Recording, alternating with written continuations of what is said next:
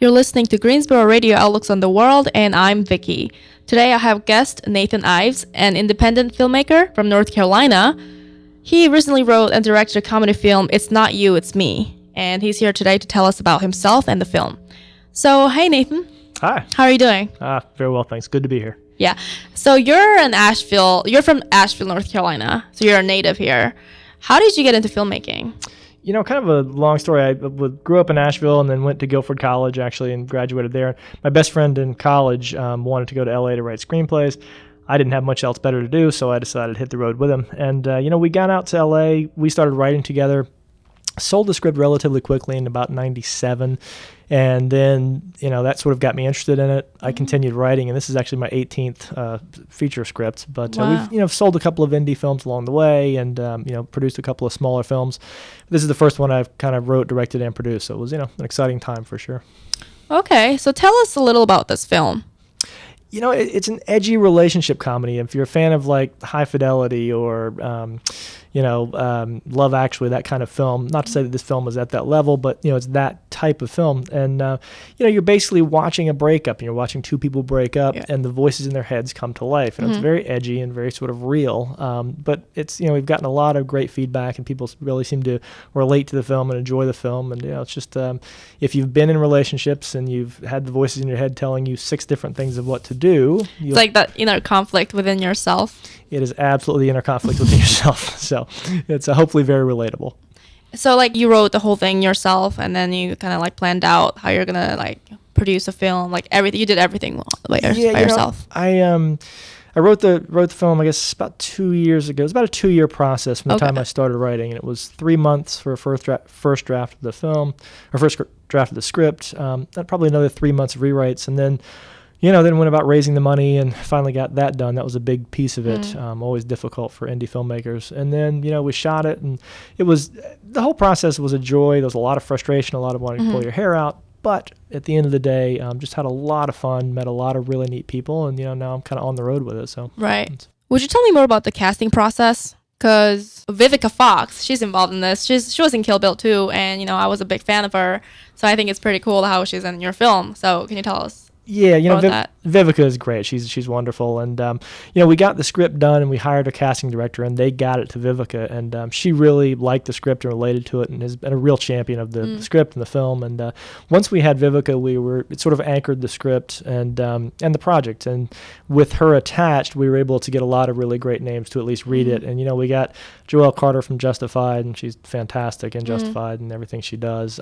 Ross McCall from Band of Brothers and White Collar is great. Erica Vaughn from Mr. Deeds and The Mummy. Maggie Wheeler, a lot of you will remember from Friends. She was Janice on Friends. She's wonderful. And Beth Littleford, she was on The Daily Show and Crazy Stupid Love, the film, and currently on a kids program, Dog with a Blog. But just a really great cast, and it was really though anchored around Vivica. I mean, once we had her, we were really able to get people involved in the project. So right.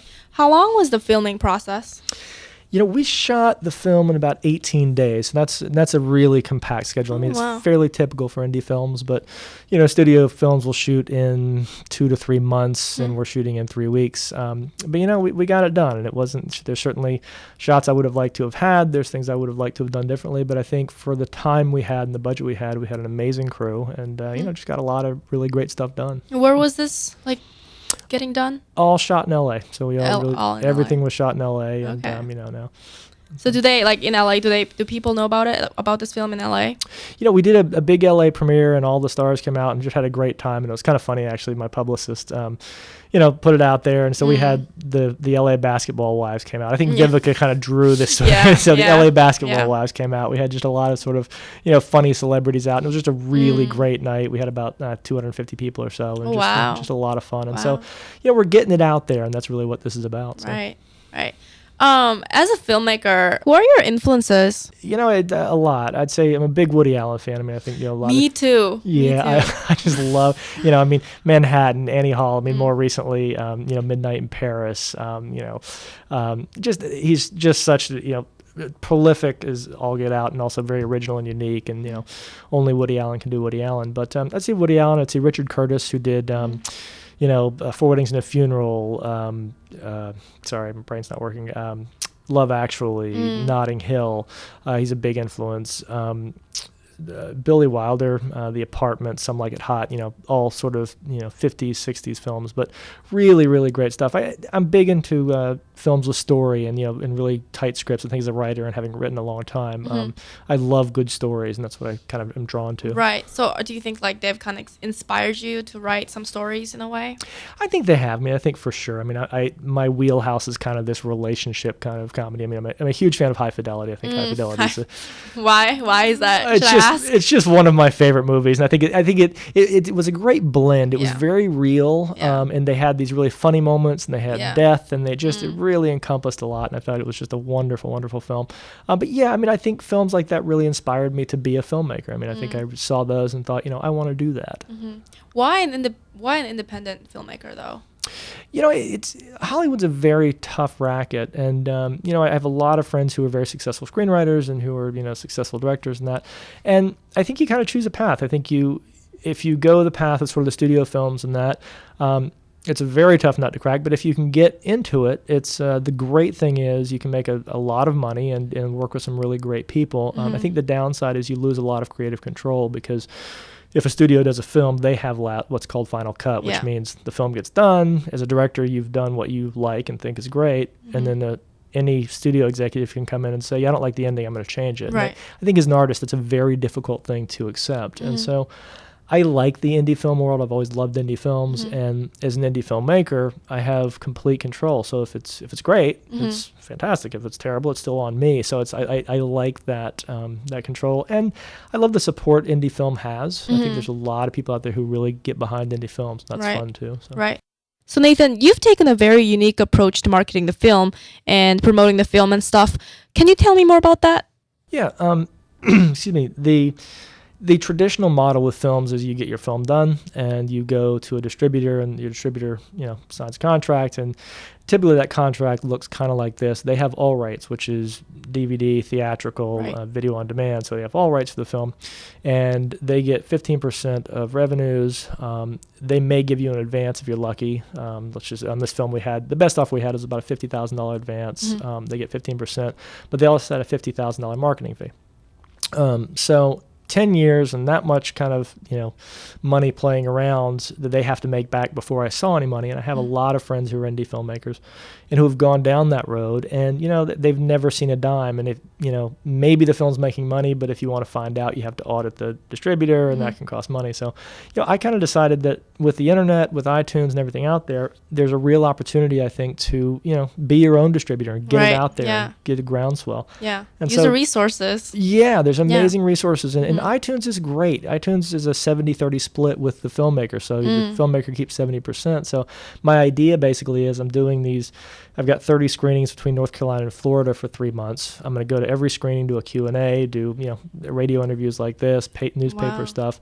And hopefully that will drive sales to iTunes. And if it works, I will continue on through 2014 around the country. And, it's a real thrill. I love to meet people. Right. I love, people. That sounds really tiring though. Is your schedule all packed and stuff? It's packed. Literally, I drove here this morning. I'm going to drive back to Asheville tonight. I've got to be in Charleston tomorrow night. I've got to be back to Greensboro Monday and Tuesday for the screenings. Wow. And but it, when you're passionate about it, you love something. Anything for the film, right? Anything for the film. I hate to say it, but yeah. Anything for the film. As an independent filmmaker, I'm sure you can tell me more about this. What are some of the biggest challenges that you face, or like just filmmakers face in general, like independent filmmakers? The two biggest challenges are, there's a saying in Hollywood, the hardest part of independent filmmaking is raising the money. And that's very true. It's a very, very difficult process. We were shooting, I was about $15,000 short. Wow. I went to the dentist on a day off. We had a break in shooting. I had to find the money somehow. He was cleaning my teeth, and I pitched my dentist. And the next day we had lunch, and he handed me a check for $15,000. Oh, wow! Yeah, it's but that's the independent spirit. Like, you have to pitch everybody. You just have to know somehow it's going to happen. Right. And the universe kind of somehow supports that, and somehow it always at the last hour it works out. This is why I think networking is very important. Oh, it's huge. Yeah. Networking for any industry is just huge. Exactly. And So and that's a big challenge, of course. But the bigger challenge, I think, for independent filmmakers is making the money back. And that's what I found is that I think filmmakers have this idea, this sort of build it and they will come mentality that if I make my film, people will watch it. And I think a lot of filmmakers too are like, okay, I'm going to make my indie film. It's going to win Sundance. Weinstein's going to buy it for 10 times the budget and my career is going to take off. And, that's not a marketing plan. That's a lottery ticket. And so I think now it's making the money back on an independent film is the hardest part. It takes, Right. Where can people see this film? Well, a few places. We've got screenings here in Greensboro. We've got at Geeksboro on Monday and Tuesday, the 21st and 22nd at 7 p.m. And you can get tickets, either come on down and get tickets there, or it's not you, it's me film.com. Go on there. You can watch the trailer for the film, get tickets, see reviews. iTunes. It's on iTunes for rental or for sale. I really encourage people, if they can't make it to the screenings, please check it out on iTunes. Leave us a review. Love to hear what you think. Like us on Facebook. It's not you, it's me film. And yeah, it's definitely out there, and we would love to have people see it. And there are also screenings at UNCG, right? We're working on a screening at UNCG as well, so that hopefully will happen. Do you know when that is? I don't. That's just still working on that. Still working on that, but we would love to have it here. Okay. Sure. Okay. Well, thanks for coming by and then talking more about your film and yourself and stuff. It was really cool. My pleasure. Glad to do it, and I appreciate being here. Oh, no problem. All right, listeners, that's it for Grow today. Hope you guys enjoyed the show and have a great rest of the day.